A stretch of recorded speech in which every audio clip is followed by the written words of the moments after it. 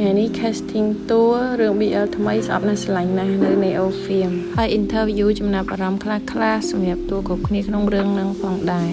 ដំបូងយើងប្រើ skin care រហូតដងចឹង6តង់ Celia Korea នឹងខ្ញុំប្រើមក3ឆ្នាំហើយមាន toner serum cream លាបហើយយើងម៉ាស្សាមុខដោយរហូតដងចឹងហើយចូលមុខអស់បានយើងលាប sunscreen បន្ទាប់មកលើយើងដាក់ foundation ហើយយើងប្រើជក់ចឹងទៅដើម្បីឲ្យវាលាបម្សៅពេញមុខល្អកាត់បន្ថយការកកហើយចាំប្រើពងតាមក្រោយ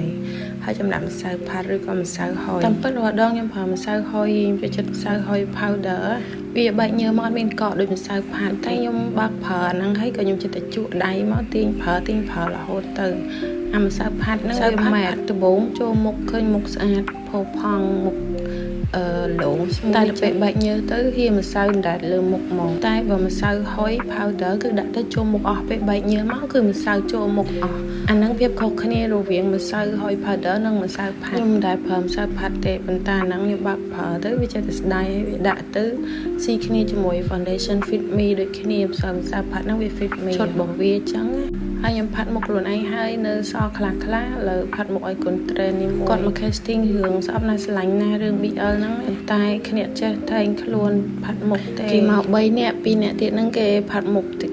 ខ្លួនគេថាអូខេបងប៉ុណ្ណឹងគេបានទៅមុនគាត់ទៅនៅតែគាត់ហ្នឹងខ្ញុំជួយផាត់មុខ